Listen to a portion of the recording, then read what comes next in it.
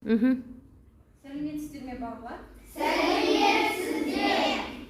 Бүгінгі күндеріңізге сәттілік тілей отырып, бүгінгі сабағымызды бастайық. Алдымен үй тапсырмасына бір жол өтейік.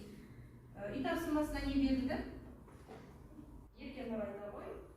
Үй тапсырмасына септіктерді жаттау және қарлығаш туралы аралық қарап келді. Кәнеки өзіңнің монологыңды оқып бере қойшы. Мен адамның досымын. Мен қарлығашпын. Мені адамдар жан ашыр құс деп таниды. Мен адамдардың жанында өмір сүргенді ұнатамын. Мені адамдар мына өзгешеліктеріне таниды. Мен айырып құйрықты құспын. Жақсы, Айсұлу, сіз оқи қойыңыз. Мен адамның досымын. Мен қарлығашпын. Мен адамдармен өмір сүргенді ұнатамын. Менің қанатым ұзын, ал тұмсығым қысқа. Және мен басқа қарлығаштар сияқты көздеген затымды лезде ұшып жүріп ұстай аламын. Менің басқа құстардан айырмашылығым, мен адамдардың досымын. Оларға әрдайым көмектесемін. Жақсы. Ендеше балалар тағы да септіктерді қайталап жаттап келу деп айттым, иә?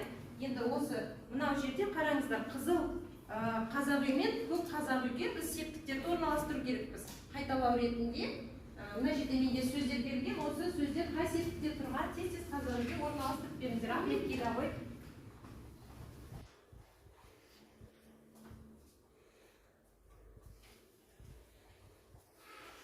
Оқи ғой сөзіңді. Балықты. Қай септікте тұр деп ойлайсыз? Бар сеп. Сұрақ қоя ғой. Нені балықты бар септікте тұр. Демек қызыл қазақ үйге орналастырамыз, иә? Келесі тез-тез жылдам екі келе ғой. Өзің сөз таңдай ғой, мына жерде. Жылдам. Ағам мен.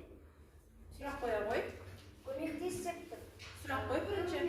Кіммен дұрыс. Септік көмектесіп. Демек көк үйге орналастырамыз, иә?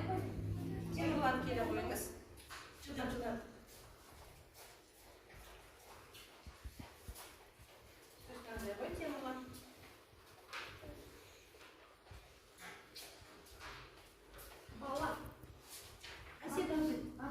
Неге атау септік деп ойлайсыз? Өйткені сұрақ бала деген сөзге не сұрақ қоямыз ба? Кім деп адамның аты болған сөз кім деп қоямыз. Орналастыралық. Бекарыс келе ғой. Жылдам. Сөз қандай қойыңыз? Тез-тез қай септіктер тұр және қай сұраққа жауап береді? Әнге ол табыс септігіне жатады, себебі неге деген сұраққа жауап береді. Жақсы. Жан келе ғой. Кезген тез-тез бір сұрақтал да. Дәрігер.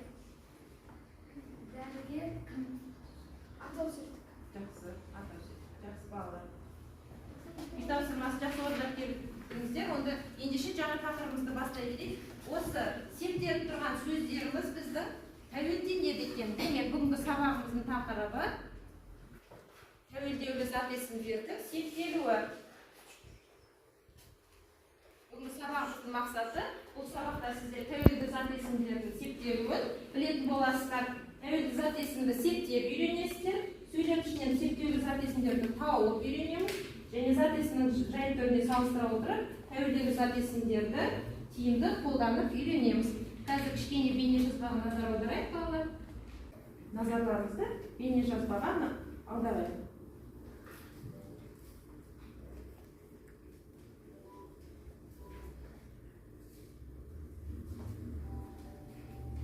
Дана, қарашы, қарлығаш ұшып бара жатыр.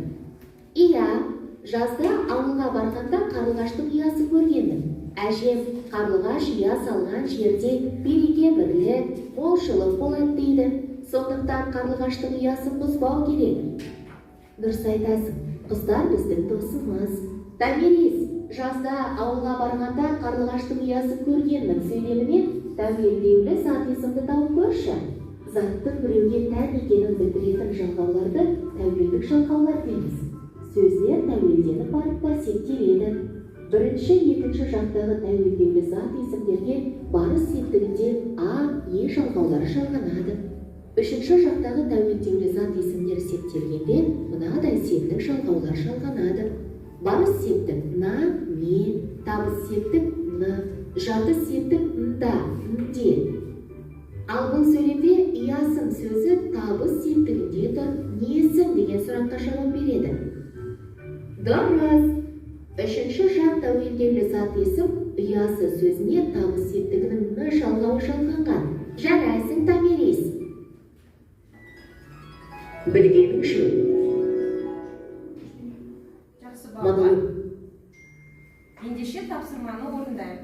Кітабымыздағы 9-шы жаттығуға назар аударамыз.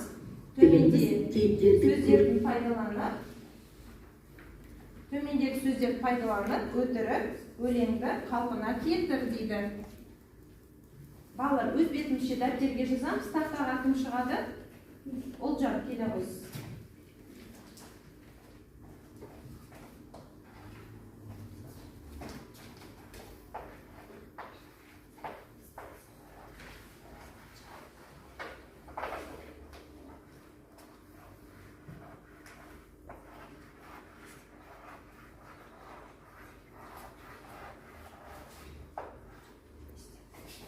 Алдымен Олжан, қоп шығайық. Не істеу керек екен?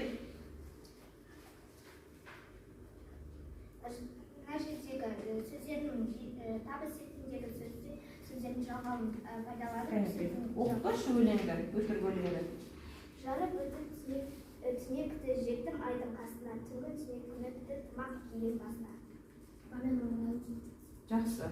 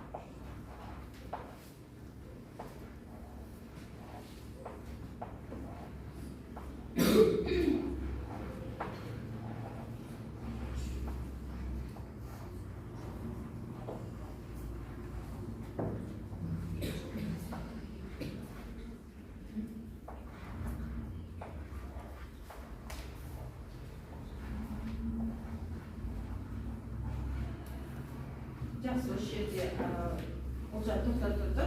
Мына жерде жарып, өтіп, сұрақ қойғыш?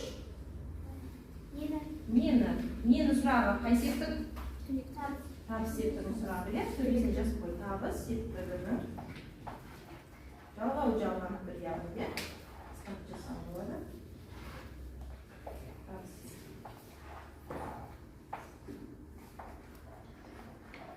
Келесі сөз жеттім. Айдың қасына. Бұл жерде септеліп тұрған сөз айдың. Қандай септіктің жалғауы жалғанып тұр? Ілік. Ненің? Айдың. Дұрыс. Көрсете ғой.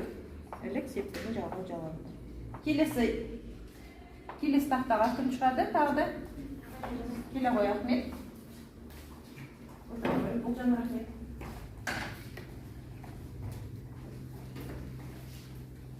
Жалғастырамыз.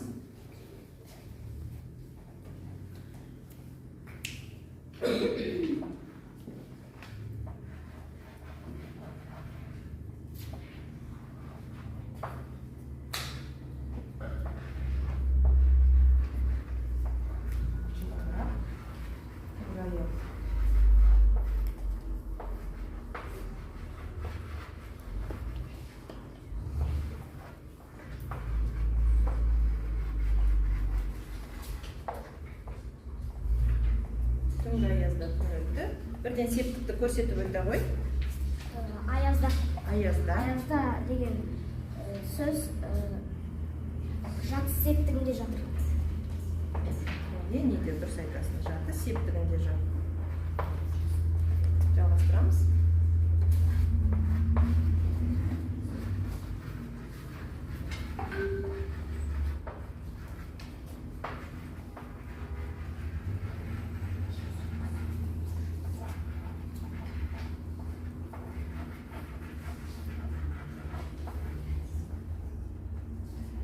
Септіктегі тұрған сөзді көрсетіп ғой. Басына деген бар септігін. Яғни сұрағы Несі? бар септік. Бар септік. Кімге? Ой, неге? Нені? Неге?